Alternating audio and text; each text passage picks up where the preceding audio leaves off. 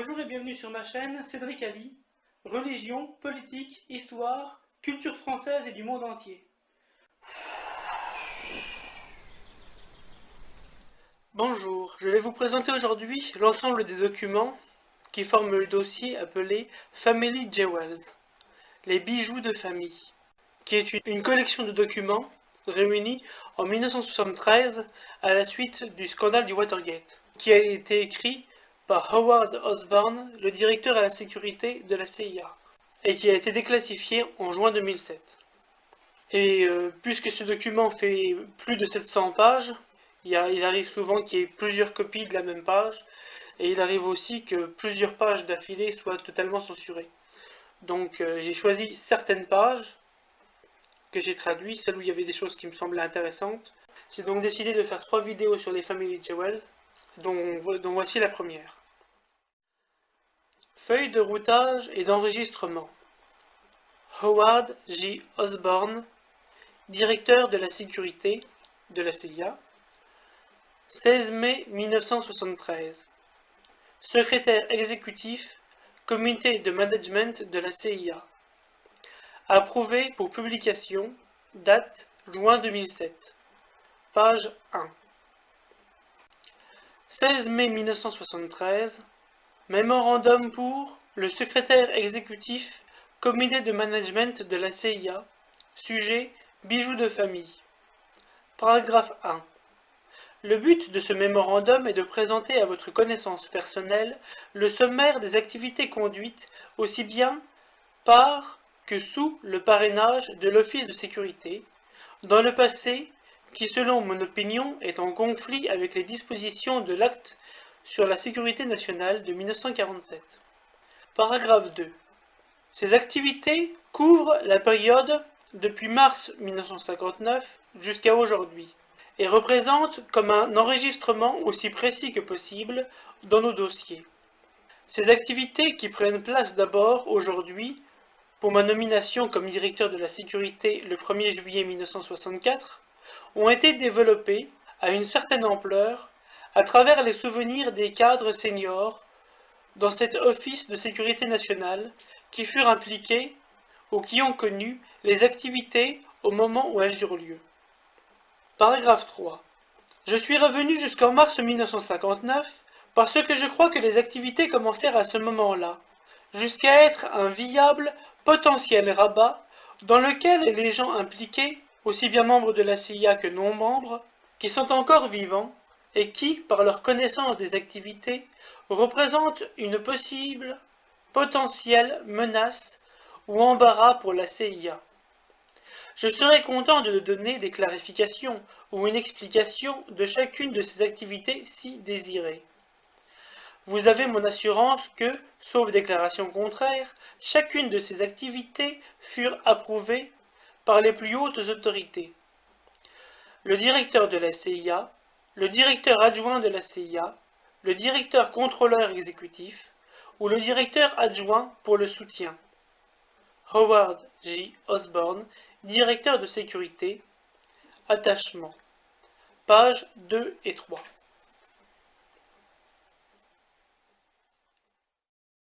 Attachement A. Bijoux de famille. Paragraphe 1. Paragraphe 2. Johnny Rosselli. L'utilisation d'un membre de la mafia dans une tentative d'assassiner Fidel Castro. John Rosselli, de son vrai nom Filippo Sacco, était un chef mafieux de Chicago, de Hollywood et de Las Vegas. C'est la fermeture des casinos de Cuba par Castro qui fit de celui-ci l'ennemi de la mafia, qui tenta de l'empoisonner. Et même après le fiasco du débarquement de la baie des Cochons, dont j'ai parlé dans une autre vidéo, Rosselli entraînera des tireurs d'élite. Ces tentatives d'assassinat de Castro, où s'associent CIA et mafia, furent révélées en 1971 dans les articles de journaux de Jack Anderson qui seront cités un peu plus loin. Rosselli témoigna en 1975 devant le United States Senate Select Committee to Study Governmental Operations with Respect to Intelligence Activities, c'est-à-dire le comité sélectif du Sénat des États-Unis sur l'étude des opérations gouvernementales avec le respect des activités de la CIA. Roselli devait aussi témoigner en 1976 devant ce comité à propos de l'assassinat du président Kennedy, mais il fut retrouvé le 9 août 1976 dans un bidon en métal flottant dans la baie de Dumfunding près de Miami en Floride. Mais pour ne pas être traité de complotiste par monsieur Rudy Reichstadt de Conspiracy Watch, je suppose que je dois croire que monsieur John Roselli s'est suicidé. Paragraphe 3. Projet Mockingbird. Oiseau moqueur. Durant la période du 12 mars 1963 au 15 juin 1963, cet office installa des écoutes téléphoniques à 2 journalistes basés à Washington qui étaient suspectés de divulguer des informations classifiées obtenues d'une variété de sources gouvernementales et du Congrès. Paragraphe 4. Yuri Ivanovitch Osenko, un déserteur du KGB qui depuis la période du 13 août 1965 au 27 octobre 1967 fut confiné dans une prison spécialement construite à... Il fut littéralement confiné dans une cellule à l'arrière d'un véhicule avec rien sauf un lit de camp dedans pour cette période. Paragraphe 5. Plusieurs activités de surveillance et de soutien. Celles-ci sont brièvement résumées et classées depuis la surveillance de journalistes jusqu'à l'approvisionnement de soutien spécialisé d'officiers de police locaux dans la zone métropolitaine. Je crois que chacun est explicite par lui-même et donc il n'y a pas besoin d'être plus commenté ici. Paragraphe 6. Soutien d'équipement à la police locale. Attaché à une liste qui m'a été donnée par le directeur de la logistique, il sera simplement rapporté ces items dans ce rapport, lesquels nous avons donné à la police locale de la zone métropolitaine du district de Columbia après 4 ou 5 années d'un prêt indéfini. Durant la période, quand les installations de la CIA dans cette zone apparut être une cible d'éléments dissidents, une décision consciente fut prise par la CIA d'utiliser les services de la police locale pour repousser les envahisseurs en cas d'émeute ou de dissension comme opposition à l'utilisation de nos gardes GSA, qui ne sont pas entraînés pour ce genre d'activité. Ces équipements ont été utilisés durant des années par la police locale, principalement au service de police des comtés de Fairfax et de Arlington. Je ne crois pas que ce soit totalement illégal sous les dispositions de l'acte sur la sécurité nationale de 1947. Mais j'ai inclus cela depuis que je suis sûr que cela pourrait être considéré comme tel à la lumière de la récente agitation au Congrès sur nos activités d'entraînement de police. Paragraphe 7. Soutien de contre-mesures audio au service secret des États-Unis. Paragraphe 8. Test d'équipement spécialisé à Miami immédiatement avant la première convention politique. Cette expression alambiquée désigne les écoutes faites par le gouvernement Nixon, donc les républicains, sur une convention démocrate, ce qui sera développé dans la 3e vidéo sur les familles Jewels. Pages 5 et 6.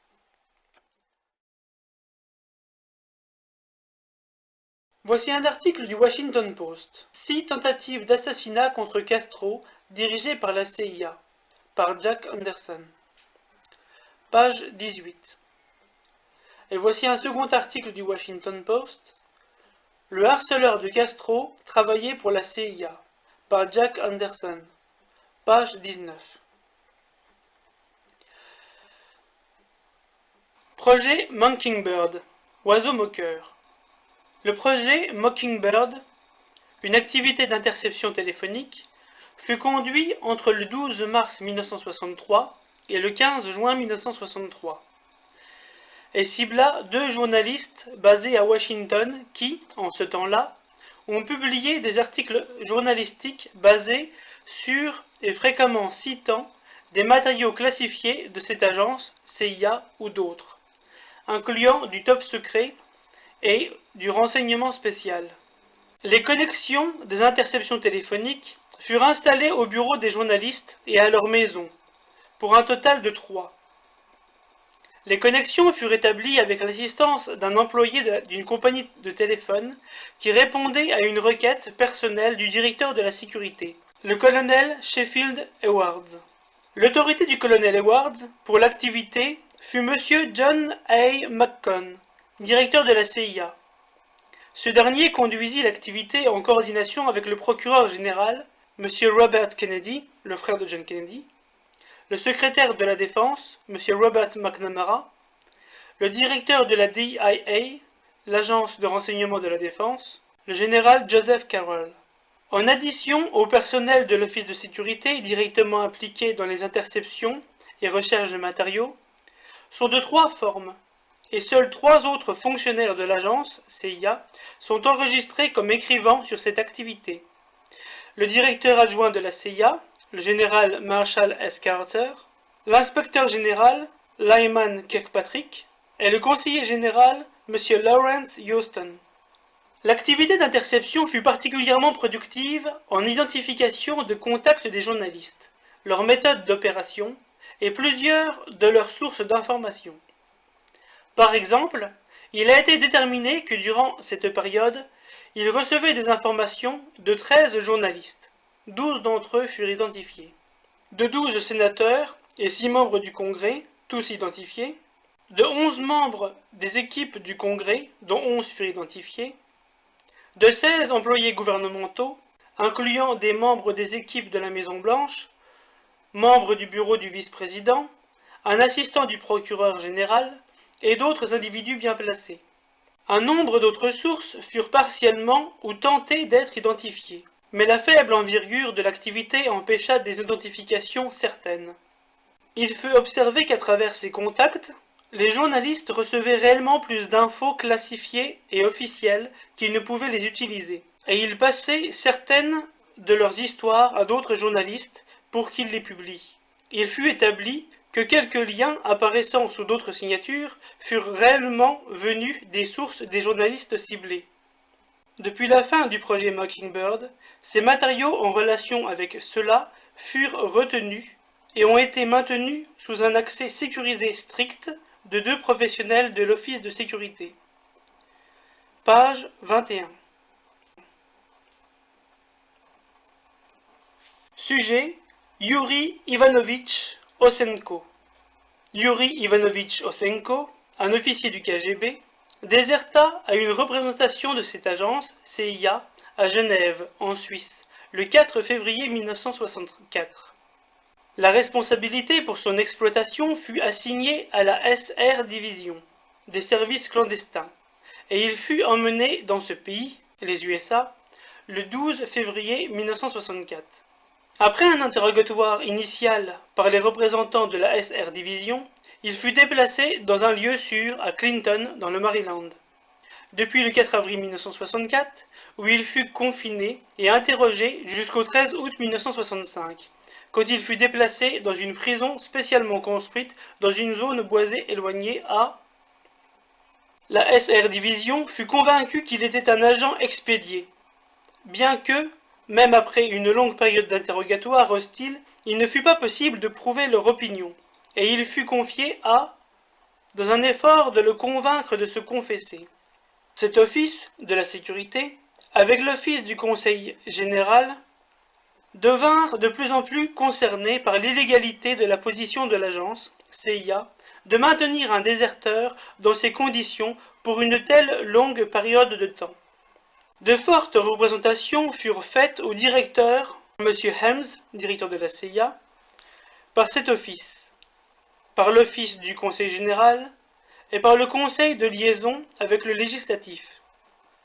Et le 27 octobre 1967, la responsabilité pour le futur contrôle de Nosenko fut transférée à l'Office de sécurité sous la direction du directeur adjoint de la CIA, c'est-à-dire l'amiral Rufus Taylor. Nosenko fut déplacé dans un lieu sûr, confortable, dans la zone de Washington, où il fut interviewé, dans des conditions amicales et sympathiques, par son officier de sécurité, M. Bruce Sully, pour plus d'1 an. Il devint évident que Nosenko était de bonne foi, et il fut déplacé dans un environnement plus confortable, avec une considérable liberté d'indépendance de mouvement. Et il a continué à coopérer pleinement avec le Bureau fédéral d'investigation, FBI, et cet office de la sécurité depuis ce temps. Il a prouvé être le plus valable et économique déserteur que cette agence, CIA, n'ait eu, et montra des pistes ignorées par la SR Division qui furent explorées et ont conduit à des arrestations et des poursuites. Actuellement, il vit sous un pseudonyme. Il demande le divorce de sa femme russe pour épouser une citoyenne américaine. Il est heureux, relaxé et apprécie le traitement qui lui a été accordé et déclare « Malgré que je regrette mes 3 années d'incarcération, je n'ai aucune rancune et maintenant je comprends comment cela a pu arriver. » Pages 23 et 24. J'ajoute que c'est le témoignage de Nosenko qui a convaincu la CIA que Lee Harvey Oswald, l'assassin de Kennedy, n'avait pas été commandité par le KGB. Il permit l'arrestation de 2 espions du KGB, le britannique John Vassall en 1962 et le marine américain Robert Lee Johnson en 1964. Yuri Nosenko est mort le 23 août 2008. Encore très récemment, le 24 juillet 2017, 17 enregistrements audio de l'interrogatoire de Nosenko sur l'assassinat de Kennedy, ayant été conduits en janvier, février et juillet 1964, furent rendus publics. Il reste encore 36 dossiers d'interrogatoire couvrant 2224 pages des interrogatoires de Nosenko qui n'ont toujours pas été révélés au public. Je voudrais rajouter aussi une chose, c'est la différence flagrante qu'il y a entre l'attitude de la CIA dans les années 60-70, où même les agents de la CIA eux-mêmes étaient choqués de la façon dont Yuri Nosenko était traité, et la façon dont actuellement sont traités les prisonniers de Guantanamo aux États-Unis.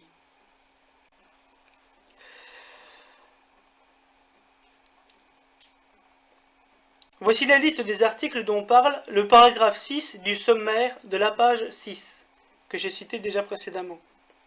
Matériel réquisitionné de la logistique pour la sécurité pour l'usage de la police locale. Items et quantité.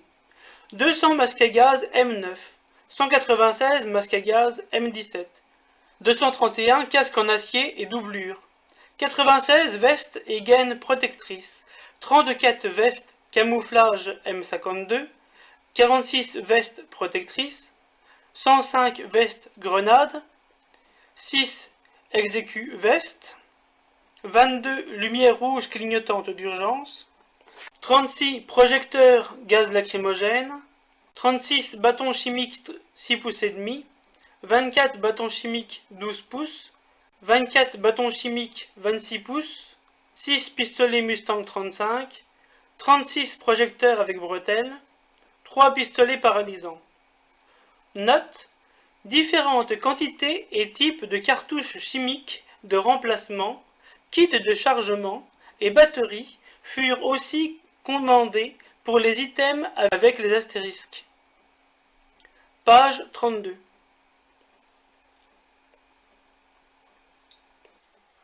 Voici la fin de la première vidéo sur Family Jewels, les bijoux de famille. Et n'hésitez pas de vous abonner pour connaître la suite dans la deuxième vidéo. Une fois de plus, l'attitude gouvernementale confirme l'angoisse que nous ressentons à juste titre. Car si on nous révèle les horreurs d'hier, quelles sont celles qu'on nous cache aujourd'hui? Quand nos gouvernants se retournent contre nous, à qui faire appel? À la police? À la justice? Au fusil rangé dans le placard? Ou au courage d'un homme qui se bat, armé seulement de la vérité?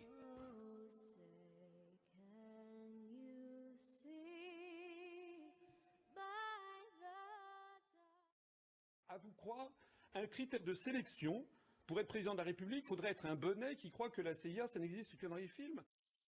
Est-ce que l'action de la CIA s'arrête aux frontières de la France comme le nuage de Tchernobyl? Voilà ce que vous devriez poser. Ouais, les gens qui m'écoutent, ils vont chercher un chef de l'État. Ils ne cherchent pas un bisounours. Je n'habite pas sous un Tipeee, mais vous pouvez mettre un pouce bleu ou vous abonner. Salut! Et c'est fini cette fois-ci, j'espère que ça plaira aux pleurnichards.